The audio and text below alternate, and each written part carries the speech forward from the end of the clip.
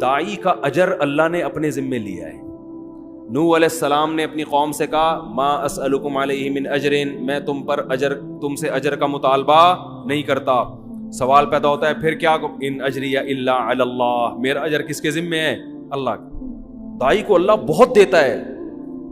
یہ رزق ایسی چیز ہے, استغنا کے ساتھ جب آتا ہے نا تو چھپڑ پھاڑ کے آتا ہے. یہ آدمی بھاگتا ہے رزق سے اور رزق اس کے پیچھے بھاگتا ہے. وہ نبی صلی اللہ علیہ وسلم نے فرمایا جس نے آخرت کو اپنا اصل ہدف بنایا نا تو اتتہ الدنیا وہی راغمہ, دنیا بھی ملتی ہے لیکن ناک رگڑتے ہوئے ملتی ہے, ذلیل ہو کے ناک رگڑ رہی ہوتی ہے, کہتی قبول کر لے ہمیں, لیکن ایسے ملتی ہے دنیا. اور ہم نے تو علماء کی زندگی میں دیکھا ہے جنہوں نے رزق کو لات ماری نا کہ دین کو اصل ہدف بنایا, رزق ایسا بھاگ رہا ہے ان کے کہ وہ حیران ہے کہ یہ ہو کیا رہا ہے ہمارے ساتھ. ایسا رزق بھاگتا ہے اس کے پیچھے, اور یہ ہر داعی کے ساتھ ہوتا ہے. تو اس میں کاروبار کو الگ رکھو بالکل, سمجھ رہے ہو؟ میں یہ نہیں کہہ رہا کاروبار مت کرو, یہ تو بیوقوفی حماقت ہے, بھیکاری بن جاؤ گے, ہر وقت منہ سے ڈالے ٹپکتے رہیں گی, یار ادھر سے کوئی جیب میں ہاتھ ڈالے شاید کوئی ہدیہ ودیہ نکال رہا ہو, ٹھیک ہے نا, یہ حالت ہو جاتی ہے انسان کی. تو استغنا کے ساتھ نبی صلی اللہ علیہ وسلم نے فرمایا کہ ایماندار تاجر قیامت کے دن پیغمبروں کے ساتھ ہوگا. میں تو تاجروں کو ایسا موٹیویٹ کرتا ہوں, میں کہتا ہوں تمہاری آمدن کتنی ہو, کہتے ہیں 3 کروڑ. میں کہتا ہوں 3 کروڑ میں کیا ہے, 3 کروڑ کی آمدن, میں تو ایسے موٹیویٹ کرتا ہوں. لوگ کہتے ہیں آپ مولوی ہو کیا میں کہہ رہے ہو, مولانا تو کہتے ہیں 3 کروڑ ہو بھائی کیا کر رہا ہے, سارا کیا پیسوں میں ہی لگایا رہے گا. میں کہتا ہوں 3 کروڑ کو 6 کروڑ بنا بھائی تو. وہ کہتے ہیں کس قسم کی باتیں کر رہا ہوں. میں کہتا ہوں بھائی مسلمان کے مضبوط ہونے سے اسلام مضبوط ہوگا. مسلمان کو تو صحابہ کرام جو مالدار تھے, وہ آپ کا کیا خیال ہے چھوٹے موٹے مالدار تھے؟ جامع رشید نے ایک تحقیق کی ہے کہ صحابہ میں جو مالدار تھے نا ان کے اثاثے کتنے تھے, 5 ارب روپے اس زمانے کے حساب سے. ان کے پاس جو چاندیاں تھیں نا جن کی بالیت 5 ارب روپے کی بنتی ہے. حضرت عثمان جو 500 گھوڑے اللہ کی راہ میں دے رہے ہیں, گھوڑا لینڈ کروزر تھا اس زمانے میں, اس کا مطلب 500 گھوڑے تو اللہ کی راہ میں دیے, باقی تجارت تو ان کی چل رہی تھی ویسے ہی. اتنے مالدار لوگ, اس کا اسلام کو فائدہ ہوا کہ نہیں ہوا؟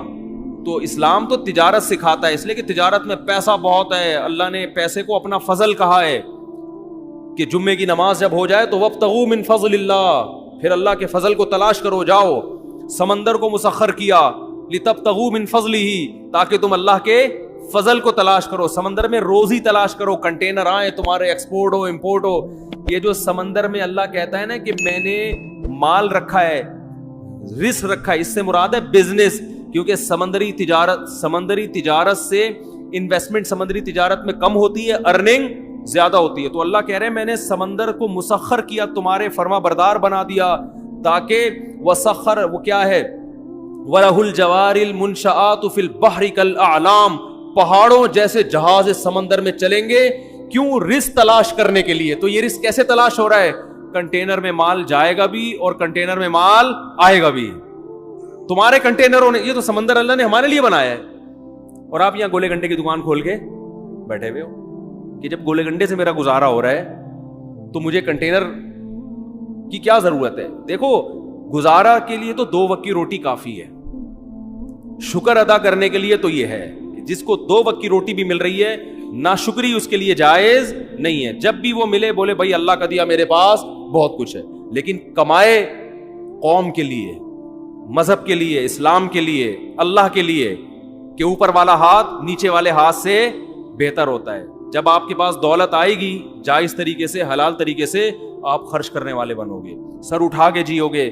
اللہ کو مخلوق کے سامنے غلامی پسند نہیں ہے کہ ابھی اس سے ادھار مانگ رہا ہے, کبھی اس سے ادھار مانگ رہا ہے, پیسے ہی نہیں ہے. ہمارے حضرت فرمایا کرتے تھے نا, ایک مولانا صاحب سے میں نے پوچھا آپ شادی کیوں نہیں کرتے؟ حضرت ان کی نقل اتارتے تھے. حضرت فرماتے ہیں آپ اتنے بڑے ہو گئے, آپ شادی نہیں کر رہے, مسئلہ کیا ہے آپ کے ساتھ؟ تو حضرت ان کی نقل اتارتے تھے کہ جب ان سے پوچھا جاتا کہ شادی کیوں نہیں کر رہے, کہتے ہیں پیسے ہی نہیں ہے. یعنی ایسا, وہ حضرت کے شاگرد تھے تو کوئی حرج نہیں تھا حضرت کے لیے ان کا مذاق اڑانا. تو حضرت کو بڑا غصہ آیا کہ ایسا اسٹائل کیوں بنا رہے ہو, پیسے ہی نہیں ہے. یعنی یہ ناشکری والا اسٹائل ہے نا, یہ کیا کریں پیسے ہی نہیں ہے. تو حضرت کو بہت غصہ آتا تھا ان کے اوپر, نہیں یہ اسٹائل کیوں ہے؟ اسٹائل یہ ہونا چاہیے بھائی اللہ کا دیا بہت کچھ ہے. سوال جب اتنا کچھ ہے تو شادی کیوں نہیں کر رہے؟ بولے بھائی وہ اگلا مہر بہت زیادہ مانگ رہا ہے, آج کل لڑکیوں کے خرچے بہت ہیں, تو اللہ کا دیا تو بہت کچھ ہے, لیکن ان کمبختوں کی ہوس کو لگام کون دے؟ یوں کر لو, اللہ پہ نہیں, پیسے ہی نہیں ہے کا مطلب اللہ نے مجھے دیا ہی نہیں ہے. تو بولو پیسہ بہت ہے بھائی, اللہ کا دیا بہت کچھ ہے, حالانکہ کچھ بھی نہ ہو پھر بھی بولو بہت کچھ ہے, اس لیے کہ واقعی بہت کچھ ہے. جہاں آپ کو 2 وقت کی روٹی مل رہی ہے نا, آنکھوں میں بینائی ہے, سننے کی سماعت ہے, بہت کچھ اللہ نے آپ کو دے دیا ہے, اب رونے دھونے کی اجازت نہیں ہے. تو اب آپ کماؤ, زیادہ کماؤ, قوم کے لیے کماؤ. آپ مدرسوں میں خرچ کرو گے, بیوہ عورتوں پہ خرچ کرو گے, یتیموں کی, ایک یتیم کی کفالت, نبی نے کیا فرمایا کہ جس نے یتیم کی کفالت کی جنت میں میرے ساتھ ایسے ہوگا. ذهب اہل الدثور بالاجور, صحابہ نبی کے پاس آئے, یا رسول اللہ مالدار لوگ تو اجر میں بڑھ گئے, جتنی نمازیں ہم پڑھتے ہیں وہ بھی پڑھتے ہیں, لیکن صدقات و خیرات تو وہ ہم سے زیادہ کر رہے ہیں. اب غریب آدمی احساس کمتری میں جاتا ہے, تو وہ یہ سوچ کے شکر ادا کرے کہ اللہ نے آپ کو دولت نہ دے کے بہت سے فتنوں سے بچا لیا, کیونکہ دولت آنے کے بعد اجر میں آگے کم بڑھنے لوگ, نیکیوں میں کم بڑھتے ہیں, گناہوں میں بڑھنے والے زیادہ ہیں. تو اللہ نے آپ کو اس آزمائش سے بچا لیا, آپ کا حساب بھی ہلکا پھلکا. قیامت پہ اللہ پیسوں کا حساب مانگے گا, آپ بولو گے جیب نکال کے دو گے, اللہ میاں کو پیسے ہی نہیں ہے, کس چیز کا حساب لے رہے ہیں؟ اللہ صبح ایک انڈا بمشکل کھا لیا کرتے تھے, وہ بھی بیگم کی صلواتیں سن کے, تو وہ ویسے ہی گناہ اس کے غریب کے معاف ہو چکے ہوں گے. بیگم نے اتنی سنائی ہوگی, اس کا سر گنجا کر دیا ہوگا, کم بخت جب دھیلا نہیں ہے تو مجھ سے شادی کیوں کی تھی. تو وہ غریب تو ویسے ہی لپٹایا کہاں جائے گا جنت میں. تو مالدار کی آزمائش زیادہ ہے. تو جو آزمائش اللہ کی طرف سے ہو وہ تو ٹھیک ہے, اپنی حماقتوں سے جو آزمائش ہوتی ہے پھر وہ صحیح نہیں ہوتی. تو آپ اپنی حماقتوں سے اگر غریب بنے ہوئے ہو تو یہ اللہ کی طرف سے آزمائش نہیں ہے, بلکہ یہ کس کی طرف سے ہے؟ یہ آپ کی اپنی حماقت ہے. تو اپنے طرف سے تو کوشش کرنی چاہیے. خیر بات کو جلدی سے سمیٹ کے ختم کرتا ہوں. تو اللہ نے کیا فرمایا کہ تم اکیلے میں غور کرو, تمہارے ساتھی محمد صلی اللہ علیہ وسلم کے دل میں نہ تو لالچ ہے اور نہ ان کو جنون ہے, یہ ان کے برحق ہونے کی علامت ہے. قوم سے ٹکر لے رہے ہیں, مارے کھا رہے ہیں, پتھر سر سے خون نکلتا ہے تو جوتوں میں جمع ہو جاتا ہے, رشتہ دار سب الگ ہو گئے, چچا کہہ رہے ہیں کہ مجھ پہ اتنا بوجھ مت ڈالو کہ میں برداشت نہ کر سکوں. تو یہ بہت بڑی دلیل ہے آپ صلی اللہ علیہ وسلم کے برحق ہونے کی. تو قرآن کہہ رہے ہیں تسألوہم اجرن, اے نبی کیا آپ نے ان سے پیسے مانگے ہیں کہ جو مجھ پر ایمان لائے گا تو مجھے زکاتیں لا کے دیا کرے, مجھے ہدیے لا کے دیا کرے, مجھے اتنے پیسے ہر مہینے دیا کرے, اور جس کی وجہ سے یہ بوجھل ہو گئے ہوں؟ ایسا بھی نہیں ہے. حتیٰ کہ دیکھو ابو طلحہ انصاری رضی اللہ تعالیٰ عنہ آئے نبی کے پاس, بس یہ واقعہ سنا کے بیان ختم کرتا ہوں, کہ یا رسول اللہ قرآن میں اللہ نے آیتیں نازل کر دی, لن تنالوا البر حتی تنفقوا مما تحبون, کہ تم نیکی کی حقیقت تک اس وقت تک نہیں پہنچ سکتے جب تک محبوب چیز اللہ کی راہ میں صدقہ نہ کرو. یعنی اگر نیکی تو کم چیز بھی صدقہ کرنے سے ہوگی, لیکن اگر نیکی کی حقیقت اور تہ تک پہنچنا چاہتے ہو تو ایسی چیز صدقہ کرو جس سے تمہارا دل اٹکا ہوا ہے. محبوب چیز نکالو اللہ کی راہ میں, قربانی دو. دیکھو جس کو دنیا میں جب ایک دوسرے سے محبت ہوتی ہے نا تو لوگ آپ سے آپ کی پسندیدہ چیز مانگ لیتے ہیں. سیٹنگ میں تو یہ بہت ہوتا ہے, لڑکے بتاتے ہیں میری اپنی کوئی سیٹنگ نہیں ہے الحمدللہ, کہ سیٹنگ میں یہ بہت ہوتا ہے کہ وہ محبوبہ نے یہ مانگ لیا, اپنی کوئی خاص چیز مانگ لی کہ بھئی یہ گھڑی ہے یا یہ موبائل ہے, اب آپ آزمائش میں آ گئے. اب آپ کو محبت تھی, آپ نے کہا کوئی بات نہیں یہ آئی فون تمہارا ہوگا, وہ جوش میں آ جاتی ہے بھائی یہ ہے محبت. یہ دنیا میں ہوتا ہے, انسان آزماتا ہے. اور یاد رکھو یہ ہمارے ہاں بہت بڑی اللہ کی نعمت ہے کہ اب بھی عورت پہ خرچ کرنے کا جذبہ ہے, پٹانے کے لیے بھی. گوروں میں یہ بھی ختم, گوروں میں عورت کا یہ حق بھی ختم ہو گیا کہ انگریز عورت کو پٹانے کے لیے اس پہ خرچ نہیں کرتا, دونوں ایک دوسرے کو اپنے خرچے پہ پٹا رہے ہوتے ہیں. یعنی گرل فرینڈ بھی بوائے فرینڈ کا خرچہ اٹھا رہی ہوتی ہے آدھا آدھا. کم بخت کی سیٹنگ چل رہی ہے گرل فرینڈ سے, برگر بھی وہ اپنے خرچے پہ کھائے گی بیٹھ کے. یہ عورت کا حال ہو گیا ان ملکوں میں. یعنی نہیں آ رہی سمجھ میں میرا خیال ہے, یہ تو یہاں ہے کہ برگر اپنے خرچے پہ, پیزا اپنے خرچے پہ, اور ایزی لوڈ اپنے خرچے پہ, پھر کہیں جا کے وہ 8-10 پہ یہ خرچہ ہوگا تو ایک آدھ پٹ پٹا کے آئے گی آپ کے پاس. وہاں انگریز خرچہ نہیں کرتا گرل فرینڈ پہ, کیونکہ وہ بھائی تو جیسے میری ضرورت گرل فرینڈ ہے تو تمہاری ضرورت بوائے فرینڈ ہے, تو تم اپنے پیسوں سے برگر کھاؤ, میں اپنے پیسوں سے برگر کھاؤں گا. اتنے مزے گوروں کے ہیں, اور نقصان کس کا ہو رہا ہے؟ عورت کا. تو عورت کے حقوق یہاں جتنے ہیں نا وہاں نہیں. گرل فرینڈ حرام ہے, ناجائز ہے, کہیں شروع نہ کر دیں. ایک مثال دے رہا ہوں میں. تو کیا بات کر رہا تھا میں, جلدی سے بات کو سمیٹ کے ختم کروں میں. کون سا بات؟ ہاں, تو محبوب ترین چیز اللہ کی راہ میں صدقہ کیا جائے. قرآن نے کہا نیکی کی تہ تک تم اس وقت پہنچو گے. یہ آیت جب نازل لن تنالوا البر, ہرگز نہیں نیکی کی حقیقت تک پہنچ سکتے جب تک محبوب چیز صدقہ نہیں کرو گے. حضرت ابو طلحہ انصاری آئے, یا رسول اللہ, اللہ نے آپ پہ جو آیتیں نازل کی, قرآن نازل کیا, اس میں اللہ نے فرمایا کہ محبوب ترین چیز کو صدقہ کرنا پڑے گا. تو میں نے اپنے دائیں بائیں غور کیا, میرے پاس محبوب ترین مال کون سا ہے؟ تو میرے 2 باغ ہیں جو مجھے بہت ہی محبوب ہیں. پراپرٹی ہے نا, ایک تو باغ ویسے ہی اچھا لگتا ہے, دوسرا وہ ارننگ کا اس زمانے میں اس سے بہتر ذریعہ تھا نہیں, تو یہ تو میری ارننگ کا ذریعہ ہے, یہ مجھے بہت محبوب ہے. تو آپ کو اختیار ہے, آپ جہاں چاہیں صدقہ کر دیں. میں ہوتا تو شاید میرے دل میں لالچ آتی کہ بھائی میں بھی آخر انسان ہوں, ہے بھائی میرے بیان سن کے تمہیں صدقے کی توفیق ملی ہے, اور میرے بچے بھی ماشاءاللہ ہول سیل کے حساب سے ہیں. میرے ذہن میں تو وسوسہ آ جاتا. اب ایسا نہ ہو کہ آپ لوگ صدقہ کرنا میرے اوپر شروع کر دیں. میرے ذریعہ آمدن اچھا خاصا ہے, ٹھیک ٹھاک ہے, الحمدللہ. بزنس ہے میرا, اور آج سے نہیں ہے 15 سال سے ہے. باقی میں کسی کو بتاتا نہیں کون سا بزنس ہے.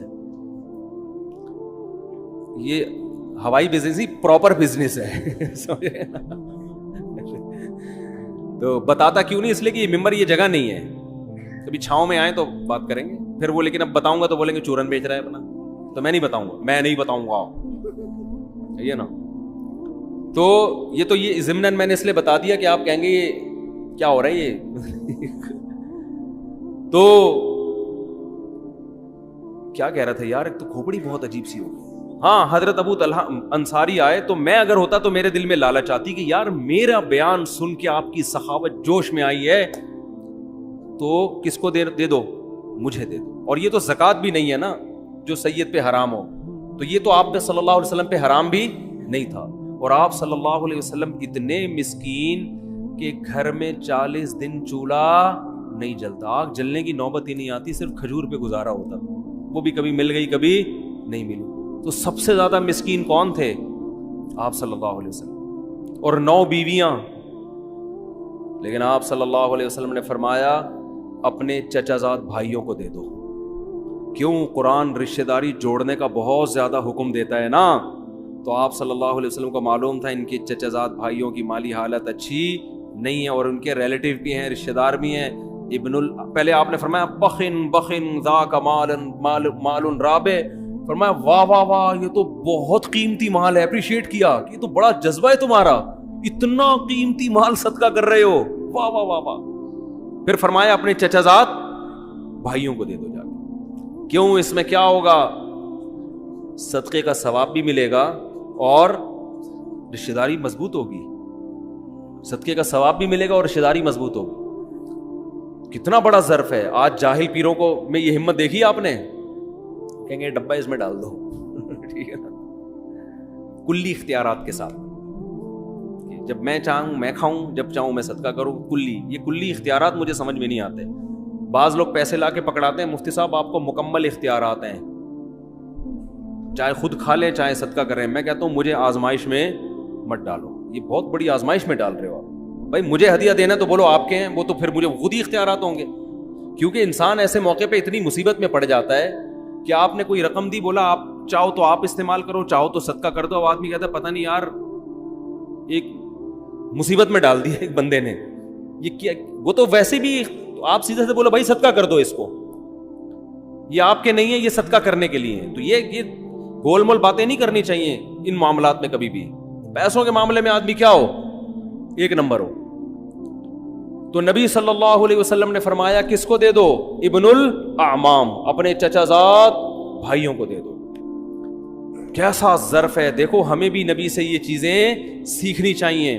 آپ جب بہن بھائیوں کو صدقے کی ترغیب دے رہے ہو، رشت کوئی بھی گھر کا بڑا ہوتا ہے بچوں کو ترغیب دے رہا ہوتا ہے، تو اپنے فضائل نہ سنانے شروع کر دیا کرو ٹھیک ہے نا؟ اس سے بچے سمجھیں گے ابا کے حقوق ابا کے علاوہ کوئی اور بتائے ان کو، پھر مزہ آئے گا۔ اب گھر میں والدین نے اپنے بچوں کو اپنے حقوق بتا، دیکھو ابا کا یہ حقوق ہے، ٹھیک ہے صحیح ہے یہ بھی، لیکن اس سے بچے پہ اثر نہیں پڑتا۔ بچے کو ابا کے حقوق کوئی اور بتائے گا تو بچے، ماں بتائے بچے کو باپ کے حقوق کیا ہوتے ہیں، اور باپ بتائے کہ ماں کے حقوق کیا ہوتے ہیں، پھر کام ہوگا ہٹو بچوں۔ ابا اپنے حقوق بتا رہا ہوتا ہے، اماں اپنے والے زیادہ بتانا شروع کر دیتی ہیں، بچہ کہتا ہے یار دونوں کے کیا ہیں آپس میں مفاد ہے، ٹھیک ہے نا؟ ماں اگر باپ کے حقوق بتائے نا کہ بیٹا تمہارے باپ کا یہ حق ہے، باپ سے کبھی اونچی آواز سے بات نہیں کرنا، اور باپ کی بڑی عزت ہوتی ہے، یہ تمہارا باپ ہے صحیح ہے، ٹھیک ہے، یہ تمہارا کیا ہے؟ باپ ہے، یہ کوئی معمولی چیز نہیں ہے، یہ چھت اس نے مجھے دی ہوئی ہے، اور یہ وغیرہ وغیرہ جو بھی شوہر کے فضائل مستحضر ہوں اس وقت، سوچ بچار پہ غور و فکر کر کے مطالعہ کر کے جو ذہن میں آ جائیں عورت کی اس وقت کہ بھائی یہ اس نے مجھے چھت دی ہوئی ہے، اور دیکھو یہ جو میں تمہیں پراٹھے کھلاتی ہوں نا صبح صبح، تو پراٹھے تو میں کھلا رہی ہوں، لیکن خرچہ کون کر رہا ہے؟ بچوں کو نا ابا کی احسانات نظر نہیں آ رہے ہوتے، اماں کے نظر آ رہے ہوتے ہیں کہ اماں پیمپر بھی چینج کر رہی ہوتی ہے، واپس دوسرا لگا بھی رہی ہوتی ہیں، یہ نہیں پتا ہوتا کہ پیمپر میں تیل کس کا نکلا ہے خریدنے میں، یہ باپ کا نکلا ہے، سارا دن کماتا ہے وہ گدھے کی طرح، پھر جا کے پیمپر آ رہے ہیں گھر میں۔ تو بچہ تو ماں کو دیکھ رہا ہوتا ہے کہ پراٹھا بنا رہی ہے، انڈا کھلا رہی ہے، اور جیم پہ روٹی لگا رہی ہے، یہ کھا لے، نہیں یہ نہیں کھانا تو چلو وہ کھا لے، وہ جو اس کے سب کچھ تیار کر کے اس کو وین میں بٹھا رہی ہے، اور پھر واپس آتا ہے تو گلے لگا رہی ہے۔ بچہ یہ دیکھ کے سمجھتا ہے کہ اماں کے حقوق ابا سے زیادہ ہیں، تو اماں یہ سکھائے کہ بیٹا یہ پیمپر ابو کے پیسوں سے آیا، یہ جو چھت ملی ہے کس نے دی ہے؟ تم اتنی عزت کے ساتھ ہو نا، میں بھی اور تم بھی، یہ کس نے دی ہے یہ نعمت؟ یہ تمہارے ابا نے دی ہے، اور تم اسکول میں جا رہے ہو، وین کی فیس بھی ابا دیتے ہیں، تو یہ سارا خرچہ ابا کا ہو رہا ہے، اور اسکول کی فیس بھی ابا دیتے ہیں، اور تمہیں جو قوم ملی، خاندان ملا، یہ بھی کس کی وجہ سے ملا؟ ابا کی وجہ سے، پھر مزہ آئے گا۔ اور ابا الٹا کام کر رہے ہوں، ابا کہہ رہے ہوں کہ بیٹا دیکھو تمہیں تکلیفوں سے جنا کس نے ہے؟ ماں نے جنا ہے، اور میں تو صرف پیسے دے کے نکل لیتا ہوں پتلی گلی سے، یہ جو صبح اٹھے پراٹھے بناتی ہے بیچاری، کچن کے سامنے آگ میں کھڑی ہوتی ہے اتنی دیر، اور بار بار پیمپر چیک کرتی ہے رپورٹ کیسی ہے، یہی کام آج کل رہ گیا نا، خراب رپورٹ ہے تو چینج کر دو ورنہ وہی لگا رہنے دو، ٹھیک ہے نا؟ تو وہ بچوں کی ہگائی متائی کا کام تو پیمپروں نے اپنے ذمہ لے لیا ہے، تو یہ جو چیک کرتی ہے، میرے اندر تو یہ ہمت نہیں ہے، تمہیں گود سے لگایا، تمہیں اپنی چھاتی سے دودھ پلایا، تمہیں تکلیفوں سے اٹھایا، تو باپ ماں کے فضائل سنا رہا ہو، اور بیٹا یہ جو میں گھر میں تم آرام سے پل رہے ہو، میں سفر بھی کرتا ہوں، دنیا سے باہر بھی ملک سے باہر بھی جاتا ہوں، شہر سے باہر بھی جاتا ہوں میں، تو میں پھر بھی تمہارے بارے میں سکون میں رہتا ہوں کہ انہیں کوئی تنگ نہیں کرے گا، یہ محفوظ ہاتھوں میں ہے، کیونکہ ماں کا آلٹرنیٹ کوئی بھی نہیں ہے۔ تو میں جو اتنی بے فکری سے تھڑے پہ بیٹھ کے گپے لگا رہا ہوتا ہوں نا دوستوں کے ساتھ، مجھے پتا ہے بچے گھر میں صحیح پل رہے ہیں، ماں کے علاوہ کسی اور گود میں ہوتے پتہ نہیں کیا کر رہی ہے، زہر کھلا دے کہ مارنا دیتی کہیں، وہ سامنے تو بڑی اچھی بنی ہوتی ہے ماشاءاللہ، میرا لال باپ کے جاتے ہی بولے کم بخت، ایک آدمی نے یہ شادی کی، سوتیلے بیٹا ملا نا اس کو، تو مجھے وہ کہہ رہا ہے یار یہ سوتیلا بیٹا جو ہے نا مجھے ایک آنکھ نہیں مارا ہے ٹھیک ہے نا، ان کا مزاج بھی ہے، کہہ رہے یار یہ مجھے ایک آنکھ نہیں مارا ہے یہ، تو میں نے کہا کیا خرابی؟ کہہ رہے یار یہ مجھے پتہ نہیں اپنے بچوں میں بالکل بھی اچھا نہیں لگ رہا ہے۔ تو ظاہر ہے جو سچی مچی کی ماں ہوتی ہے، سچی مچی کا باپ ہوتا ہے، اس کو جو اپنے بچے اچھے لگتے ہیں وہ دوسروں کے اچھے نہیں لگتے، تو باپ کو چاہیے بچوں کو بتائے کہ دیکھو تمہاری ماں نے جو تمہیں گود میں سکون ملا ہے نا، اور میں بھی جو تمہاری طرف سے تسلی میں ہوں، کیونکہ مجھے پتا ہے کہ تمہاری ماں تمہیں پال رہی ہے، کوئی اور عورت ہوتی تو مجھے بھی تسلی نہ ہوتی۔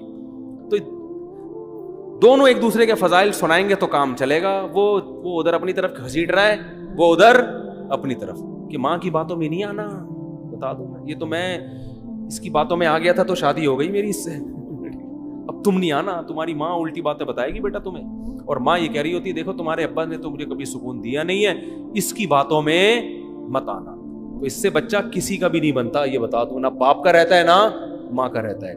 تو کہاں سے کہاں بات چلی گئی؟ تو خلاصہ یہ نکلا اس پوری بحث کا کہ ہمارے نبی کی دعوت میں کیا تھا؟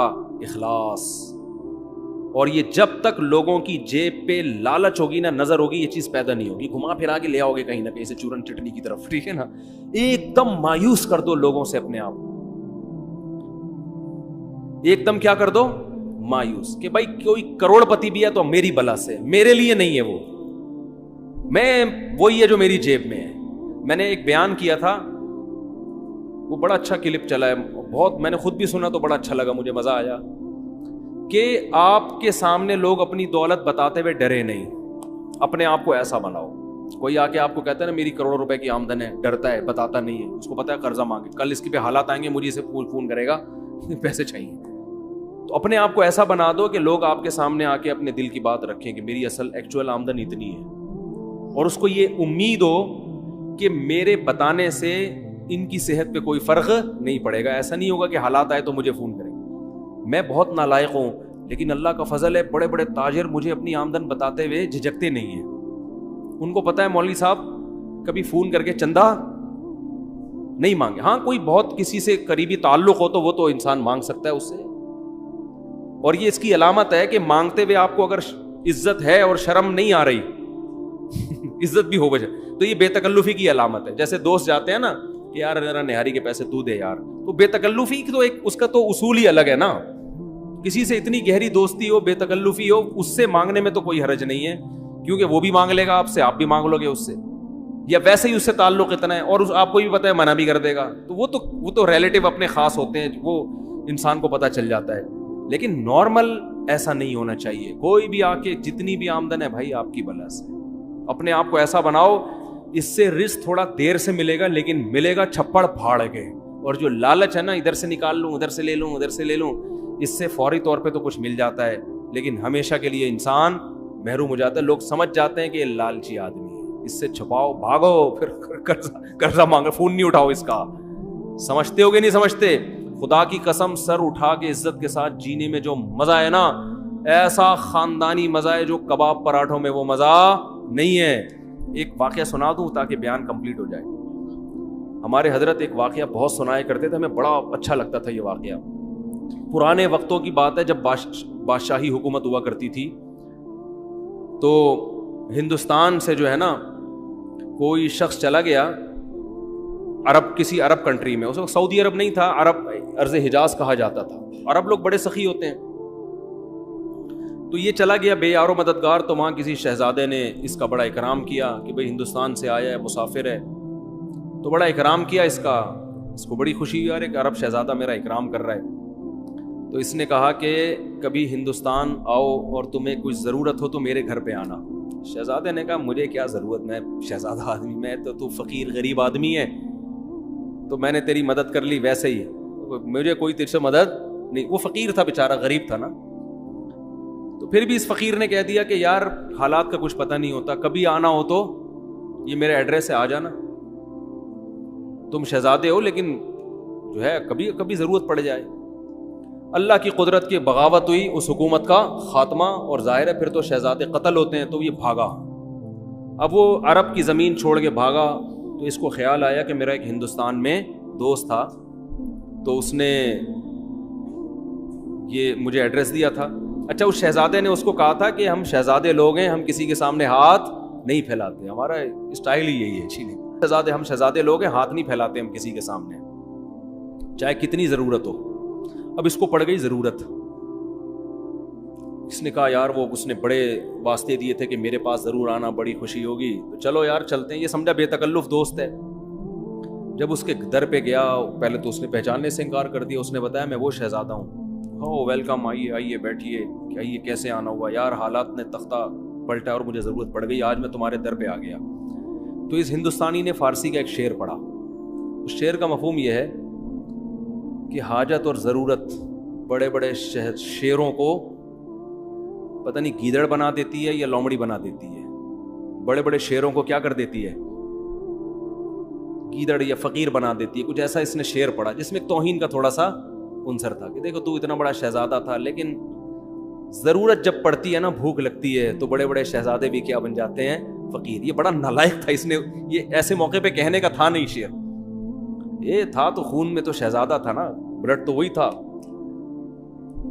اس نے کہا کہ شیر ہمیشہ شیر رہتا ہے، کیسی ہی حاجت ہو شیر کبھی گیدڑ اور لومڑی نہیں بنتا، اور شیر ایسی حاجتوں پہ 100 جوتے مارتا ہے جو حاجت اس کو فقیر بنا دے، اور کہا میں تجھ سے ایک دھیلا نہیں لوں گا، بھوکا مر جاؤں گا۔ اب وہ ہندوستانی، ارے بھائی میں نے ویسے ہی کہہ دیا تھا بھائی معاف کر دے، اس نے کہا نہیں، میں خدا کی قسم بھوکا مر جاؤں گا تجھے یہ بتانے کے لیے کہ شیر ہمیشہ شیر رہتا ہے، وہ 100 حاجتوں پہ، وہ ایک حاجت پہ 100 جوتے مارتا ہے، ٹھیک ہے نا، لیکن وہ کسی کے در کا بھیکاری نہیں بنتا۔